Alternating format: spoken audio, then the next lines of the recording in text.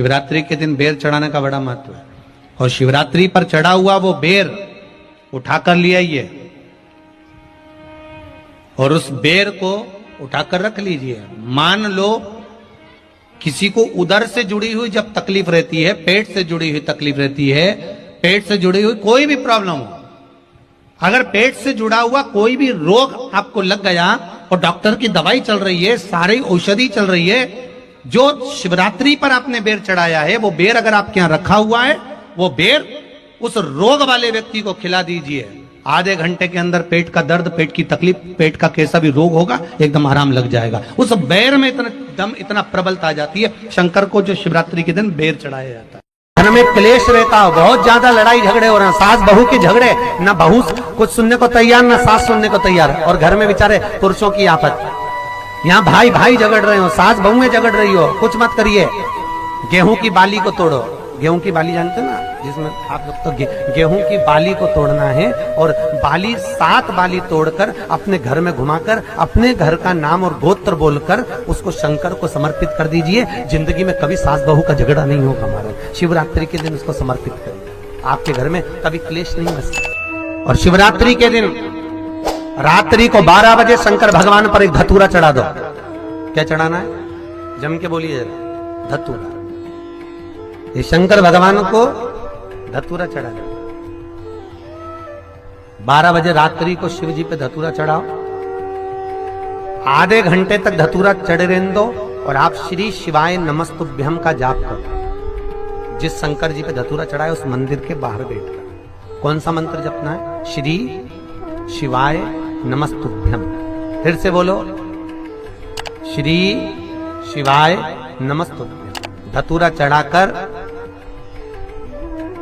श्री शिवाय नमस्तुभ्यम का स्मरण करिए।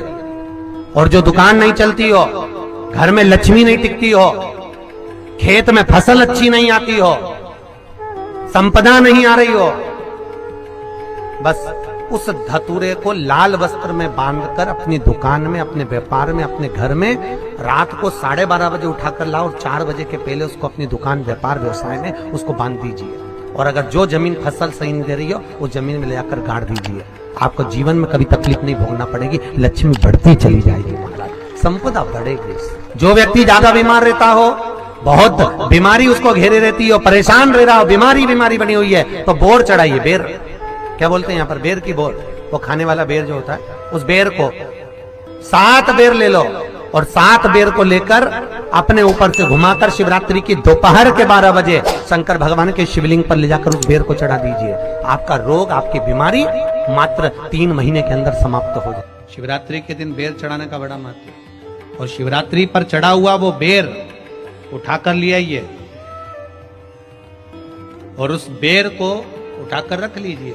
मान लो किसी को उदर से जुड़ी हुई जब तकलीफ रहती है, पेट से जुड़ी हुई तकलीफ रहती है, पेट से जुड़ी हुई कोई भी प्रॉब्लम हो, अगर पेट से जुड़ा हुआ कोई भी रोग आपको लग गया और डॉक्टर की दवाई चल रही है, सारी औषधि चल रही है, जो शिवरात्रि पर आपने बेर चढ़ाया है, वो बेर अगर आपके यहां रखा हुआ है, वो बेर उस रोग वाले व्यक्ति को खिला दीजिए।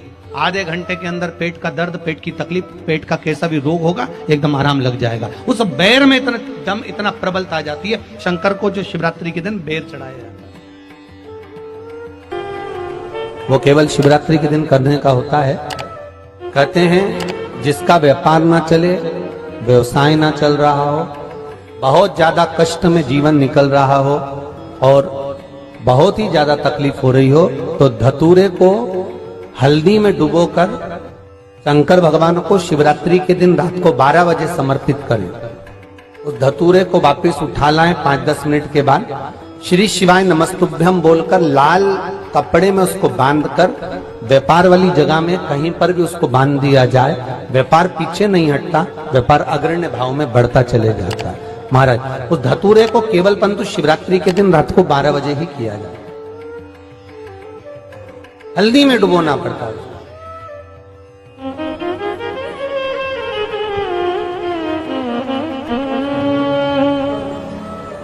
यही प्रमाण एक क्रम में और है महाराज जी। लिंग पुराण कहती है, मान लो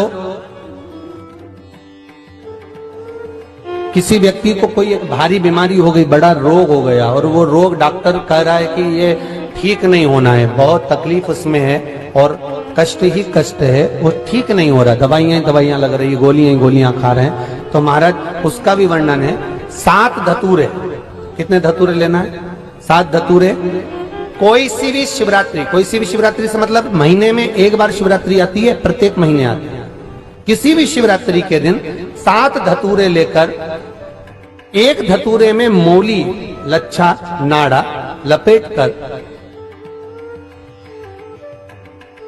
चंद्रमौली भगवान का स्मरण कर उस मौली को लपेटकर 6 धतूरे में हल्दी लगाकर शंकर भगवान की जो जलाधारी है, जलाधारी में आपको पहले भी वर्णन किया है, शंकर भगवान का ये शिवलिंग है, ये जलाधारी है, ये भगवान का जल निकलने का स्त्रोत, चरणारविंद का भाव।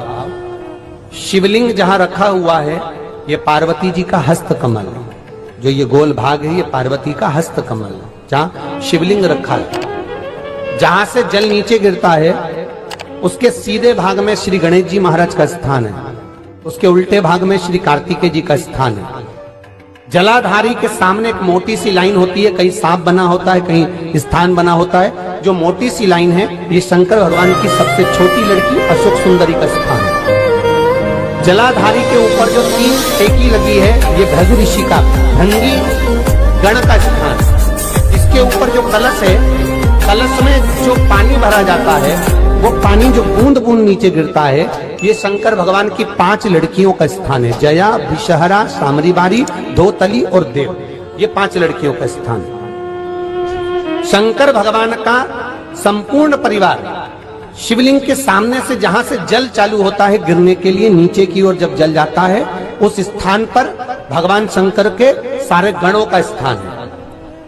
फिर जब जल बहकर सामने की ओर जाता है, जितनी दूर तक जल जाता है, उतनी दूर तक भगवान शंकर के उस जल भाग को ग्रहण करने के लिए 33 कोटि देवताओं का स्थान है।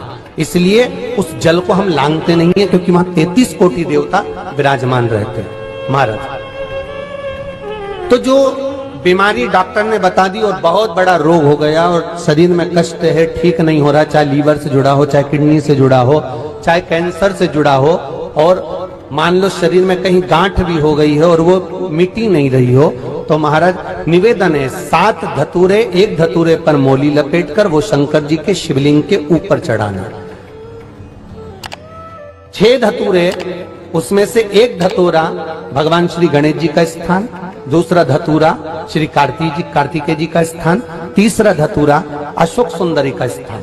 महाराज शंकर भगवान की जगदम्बा जी के हस्त कमल के ऊपर एक धतूरा, एक धतूरा जहां से जल नीचे की ओर बहकर जा रहा हो, पानी जिस जगह से नीचे गिर रहा हो, बिल्कुल वहीं पर एक धतूरा चढ़ा देना है। उस धतूरे को चढ़ाने के बाद वो धतूरा वापस लेकर आना है, अवधूतेश्वर महादेव का नाम लेकर या चंपेश्वर महादेव का नाम लेकर उस धतूरे को, जो बीमार व्यक्ति है उसका स्पर्श कराकर बेलपत्री के पेड़ के नीचे पटकवा देना है महाराज। धीरे धीरे रोग में आराम मिलना प्रारंभ हो जाता है, औषधियां धीरे धीरे समाप्त हो जाती हैं और व्यक्ति स्वस्थ हो जाता है। ये केवल शिवरात्रि के दिन ही होता, 12 महीने शिवरात्रि